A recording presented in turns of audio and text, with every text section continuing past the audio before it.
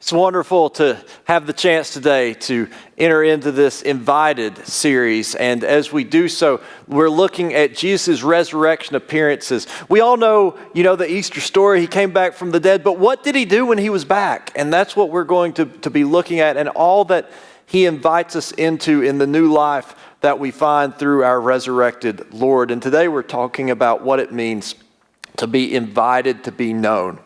Now, I want to give you a disclaimer before we get started. Today, if you're going to experience anything from this message worthwhile, there's one thing you're going to have to do. You're going to have to be brutally honest with someone. And the only person that is yourself. If you can be brutally honest with yourself today, you will get something out of this. As a preacher, I'm not even asking you to be brutally honest with God yet. I'm not asking you to be brutally honest with a friend. If you can just be brutally honest with yourself, you'll get something out of this. Now, the first thing I want to do is ask you some questions. And this is where you need the brutal honesty with yourself. How will you answer these questions, okay? As we talk about what it means to be invited to be known. How would you answer this? To know me is to fill in the blank, right? To know me is to fill in the blank. How would you, what do you really think you would say? Now, not what do you think you should say, not what do you think the right Christian answer is, right? Because we all know the right Christian answer, correct? It's always Jesus, right?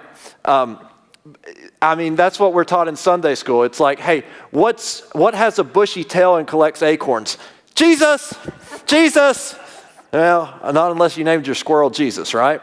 But what's your real answer? Again, your real answer to know me is to, and we just got to get away from that. This is what it should be. What is it? I know so much about answering questions about what I think should be. One time, they have all those different personality tests you can take. Well, I took one, and I had a professional counselor who knew me pretty well give the test. And I took it, and the results came back, and he sat down with me, and he goes, this has only happened a couple of times in my career, but I'm going to tell you to disregard everything in this report because it's not you.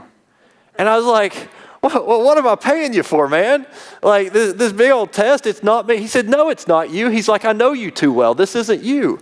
Well, how can it not be me? Well, you put down the answers that you thought you should put down. You put down the answers that you thought a good person, a pastor would put down. I know you well. That's not you. So I'm going to show you this, and then we're going to take it again, and we'll see if we can get you to actually answer the questions. So I have no idea what my personality is, but maybe you do. I don't. At any rate, what's your real answer? To know me is to fill in the blank. Now, we got another one coming too. This one takes just as much honesty. To know you is to fill in the blank. To know, how do you approach others, right? What would you really say there? I mean, if you're really being honest, because we know like the correct answer is to know you is to love you, right? But, is it, if you're being honest, would it be to know you is to judge you? To know you is to be suspicious of you? To know you is to be exhausted by you? To know you is to, be intrigued by you? That's a good one. But for real, where are you at right now? Like there's no judgment for where you're at because we all get where we're at for different reasons, but we can only be transformed from where we're at by being honest about where we're at, right? What would your answer be? And some of you, maybe not all, but some are probably like, oh man, I had a different answer for those two questions, right? And for some of you, you look at others more positively than you'd look at yourself. You're harder on yourself than you are on others. Others are the opposite way. We're harder on others than we are on ourselves. And this is a little more common, actually.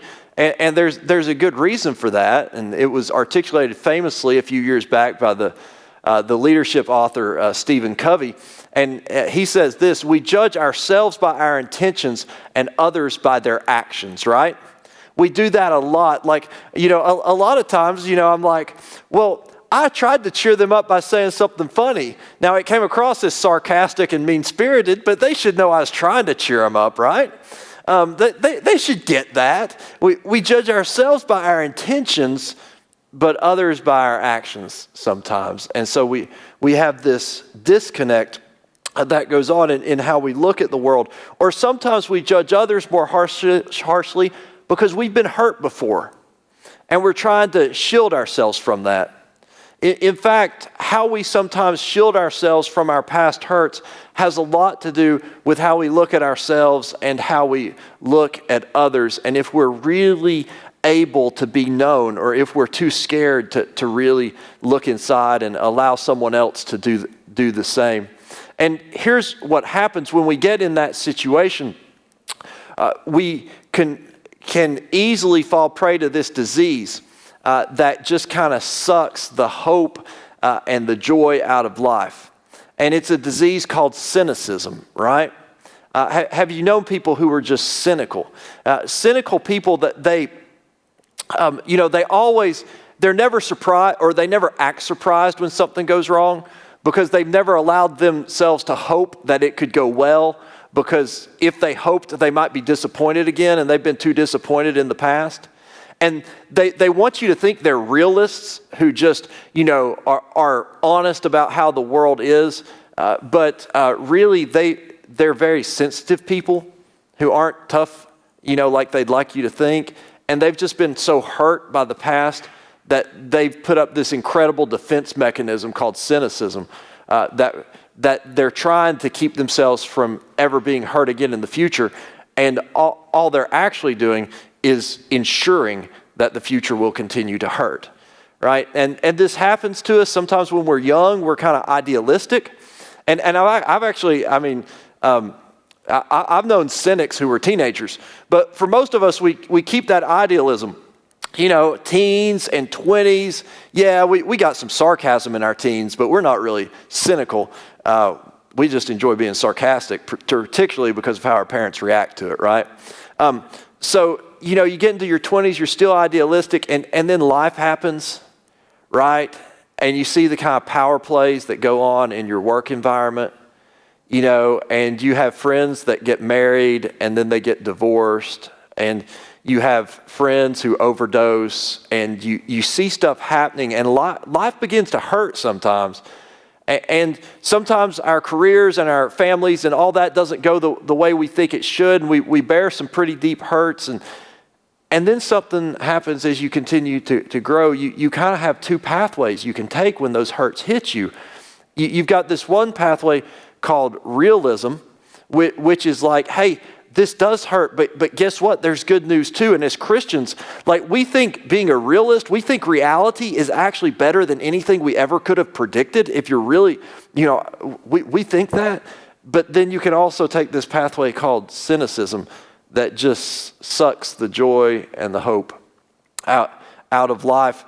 And it's a defense mechanism because we're sensitive and we've been hurt, but it doesn't take us anywhere where we want to go. Well, interestingly enough, when Jesus came back, he appeared to people who were choosing between these roads, right? And I want to share with you about their choices and what Jesus did and how he met them as he was resurrected, because I think it might speak to some of us today, because I imagine I'm not the only one who occasionally can be a little cynical about things, who occasionally can have some past hurts that I allow to hang with me when I need to let them go. And so here's what happens with Jesus. He's resurrected. Of course, nobody knows it. Now, Mary Magdalene and some of the other women come to the tomb. They've got spices. They want to prepare the body for burial, because the body's placed in a tomb that's kind of temporary holding place until they can fully prepare the body to be buried. As she finds out that the tomb's empty, so she runs back. She gets the disciples, particularly she tells Peter and John. Peter and John run to the tomb. They find it. He's not there. and then they go home because as John 20 verse 9 says, they didn't yet understand that he must rise from the dead, so they returned home. And we found out what they did. We found out later what they did when they got home. They locked the door because they were terrified. You know, the same people that got Jesus are going to come get us. They thought they were being realistic. Yeah, his body's gone. Stinks. Nothing we can do about it. I mean, they already killed him. So why should we get that upset because they stole the body? You know, this is the way life goes. Of course, we know that's cynicism. Now, Mary has a very different response. And I want to share with you her response. I want to read it straight from the scriptures to you, and then I want to unpack it some. So this picks up in John chapter 20 with verse 11. But Mary stood weeping outside the tomb. As she wept, she bent over to look into the tomb. And she saw two angels in white sitting where the body of Jesus had been lying. One at the head and the other at the feet. They said to her, "Woman, why are you weeping?" She said to them, "They have taken away my Lord, and I do not know where they have laid him." When she said this, she turned around and saw Jesus standing there. But she did not know that it was Jesus. Jesus said to her, "Woman, why are you weeping? Whom are you looking for?" Supposing him to be the gardener, she said to him, "Sir, if you have carried him away, tell me where you have laid him, and I will take him away." Jesus said to her, "Mary." She turned and said to him in Hebrew, "Rabboni," which means teacher. Now, you've probably heard Jesus referred to as rabbi sometimes. Rabboni is another word for rabbi, and of course, rabbi means teacher, but Rabboni is like a term of endearment, right? Where, it's the difference between saying father and daddy in regards to, like, instead of a parental figure in regards to a teacher. So rabbi is like, hey, I came to take this lecture from you. Rabboni is like, you're a very close mentor in my life. Picking up with verse 17. Jesus said to her, "Do not hold on to me, because I have not yet ascended to the Father. But go to my brothers and say to them, I am ascending to my Father and your Father, to my God and your God." Mary Magdalene went and announced to the disciples, "I have seen the Lord." And she told them that he had said these things to her. And guess what? They still didn't believe, and they still locked themselves in their room. Some of us today are still locked in that room. That room's not a great place to be. Locked behind closed doors, terrified for your life. I know people who live in that room, and it's heartbreaking. I've got one of my best friends who's been living in that room for decades. When he was young, he had some difficult things happen, some things that he was very sensitive to that hurt him very deeply. He didn't want anybody to ever know he was hurt. And what happened was, over time, those wounds just continued and continued. And today, his cynicism, it affects everything in his life. It affects his relationships with his kids. It affects his relationship with his wife. It affects his relationship with his coworkers and his performance at work. It affects how people see him. It affects how he experiences life. And having known him before, I see this incredible, beautiful person, and I talk to other people, and I'm like, "Oh, you know my friend, isn't he great?" And they're like, "Yeah, he's a great guy. So nice weather, right?" It affects everything, and it's terrifying to see when you know the person behind it, and that's the room those guys were living in. Now, Mary wasn't like that. Mary wasn't going to go there, but she doesn't know where else to go. So she just weeps. And I want to share with you that sometimes we look at this and we're like, well, her weeping is a sign of weakness. It's not. Mary's weeping was not a sign of weakness. It was an act of protest. It was a protest against cynicism. It was a protest against giving up hope. She's weeping because she's like, this can't be how the story ends. I don't know how the story ends. And it looks like it's not going to end the way it should, but this can't be it. I'm not ready to go back and lock myself in my room, but I don't know where else to go. So her weeping is that protest, is that last vestige of holding out hope that things have to be different, but I can't see how they can be. That's what she's doing in that moment. And in that moment, she needs someone very specific to help her because her whole identity is tied up in this Jesus, as hopefully ours are too, right? Like what he said about her, what he taught her, the place he made for her in the community of his disciples. This is where her whole identity lies. And now she's not sure where it is, so she just weeps. And she sees these angels, and they're just sitting there. And they say, why are you weeping? That sounds like an awkward question, right? Like, well, you know why she's weeping, right? But it made me actually feel good because sometimes I don't know what to say when people are crying, honestly. And I'm like, well, the angels were awkward too. So they're like, why are you weeping? And she tells them, she's like, well, they've taken my Lord. I don't know where they've laid him. And then here comes Jesus, and he actually says the same thing. Why are you weeping? And maybe what he's doing there is he's getting at that her tears are important, that her tears show that she's holding out hope, that she can still somehow be reconnected to this Lord. At any rate, she tells him, and then he calls her by name. He says, Mary. And she sees him. She sees him and she says, teacher. She at that moment, she thought he was a gardener, but now she knows who he is. And so here's what I want you to know from that. When you're like she is, and you're struggling because you don't know who you are anymore, because you've allowed cynicism to change you into someone you were never meant to be, or take you at least too many steps down that path, because life's changed and you don't know how to respond. When you're not sure who you are anymore, and we all get there, there's only one person with the power to remind you. One person. And who that person is someone who knows you better than you know yourself. That's the person and the only person who has the power to remind you who you are when you forget or become confused. The person who knows you better than you know yourself. And some of us are fortunate to have a person in our life or people in our lives like that. Sometimes it's a spouse, a child, a very close friend, an aunt, an uncle. It can be a number of different people. Some of us have that. We all have that in Jesus, right? Someone who knows us better than we know ourselves. And the thing about Jesus is Jesus meets us where we are. He met Mary in her tears because that's where she was. Later, if we go on with the story, he's going to meet the disciples in their fears because that's where they are. He's going to meet them there, and he's going to take them somewhere different. Now, I want to share with you a conversation I had with some folks at church. We were talking about how we encounter Jesus and, our different experiences, spiritual experiences throughout our lives. And we were talking about how when we were teenagers, we had very emotional experiences of Jesus, very emotional spiritual experiences.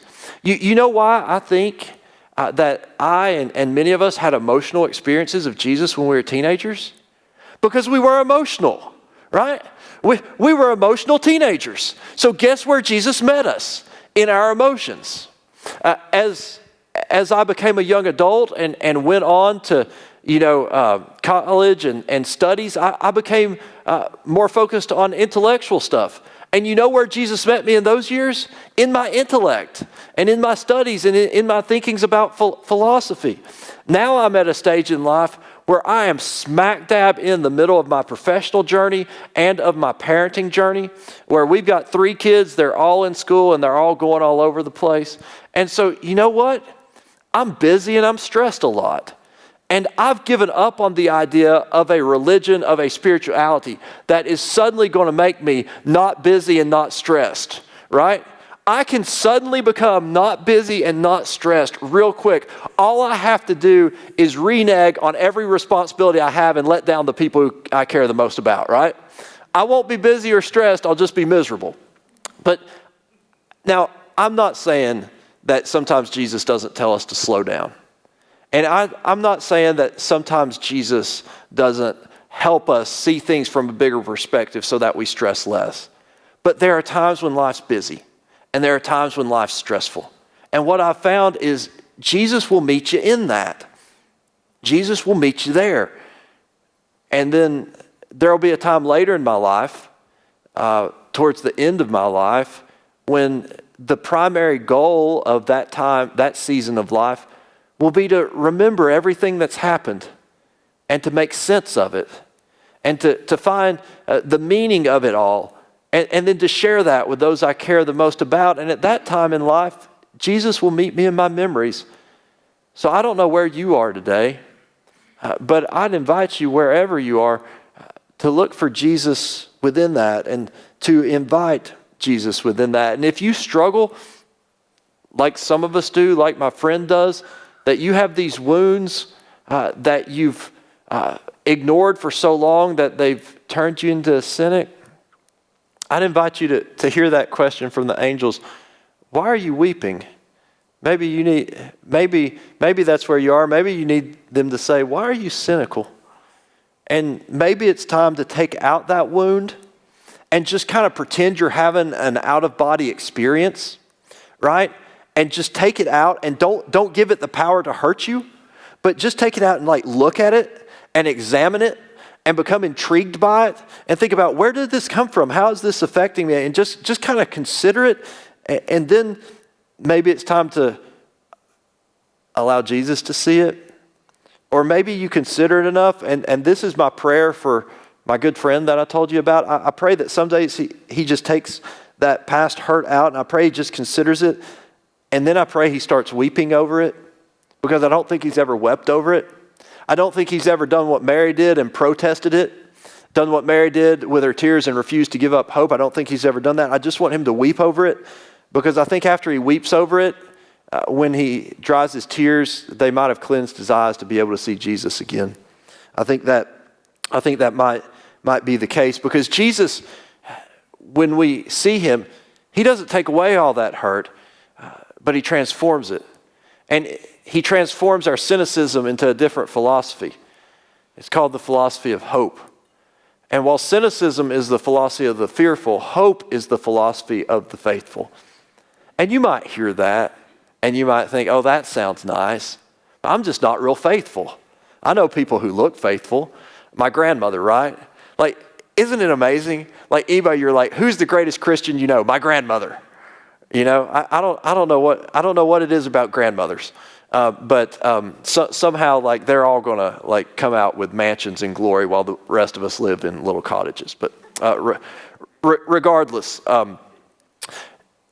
you might say, well, I'm not that faithful.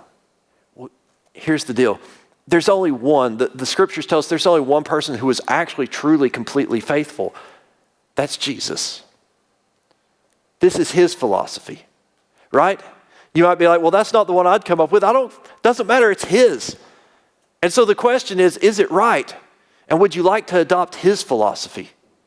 His philosophy of hope. The philosophy we find in the resurrection, that it's never over, right? And that there's always hope. I mean, we believe that life has a good ending. And that if it's not good, that's because it's not the end, right? That's what the resurrection teaches us. So once again, we can live in this newness that Jesus brings to Mary, where she can look and she can see. I mean, she doesn't forget what happened on the cross, but she can see that he's going to do something new. She can see that because of that, I mean, there's going to be transformation in her and in the world that couldn't have taken place otherwise. She sees all that, and there's hope and there's joy again. So maybe that's where we need to be today. Maybe today we need to be honest that we had this path, and we could have been realistic about our hurts and about God's goodness, but that seemed too scary, and so we went on this path called cynicism. We went on this path called resentment, and it didn't take us where we wanted to go. And it's time to weep those tears that need to be wept. And it's time to expect Jesus to meet us where we are and to look for him. Because I guarantee you, it's not that you have to go find him. right? He's right here. We always say, I found Jesus. No, I just recognized him, right? That just doesn't sound as good. You can write a good song about finding Jesus, recognizing Jesus. Like, what rhymes with recognize, right? But that's how he works. So think with me for a moment about what it would be like to recognize him in the midst of right where you are right now. And then think again about how that would change your answers to these two questions. To know me is to know you is to, how would your answer be different? And how would your life be different because he changed your answer? Let's pray together. Gracious Lord, we need you. We need you to allow us to recognize you right where we are. We can't go anywhere else to find you if we can't see you right here. And we believe, even though it scares us to believe, that you can do just that. Lord, some of us for a long time we've been running from hurts. For a long time we've pretended to be smart and pretended to know more than we do, and hidden our hurts behind our cynicism and our wit. And we're tired of doing that because it hasn't blessed us and it hasn't blessed others. So Lord, today we give you our lives right where we are. For some of us, we bring you our tears. For some of us, we bring you our confusion. For some of us, we bring you our exhaustion. For some of us, we bring you our numbness. And God, there's also some of us same people who bring you a little bit of hope that things don't always have to be like they are today, that things can be different, that there is someone who knows us better than we know ourselves. And so, Lord, we come to you and we ask that you would remind us who we are, that you would allow us to see ourselves as you see us, to see others as you see them, and to love as you have loved us. We pray this in your name, the strong name of our resurrected Lord and Christ. And with all of us here, and with all the saints and the angels and the glory of heaven, we say, Amen.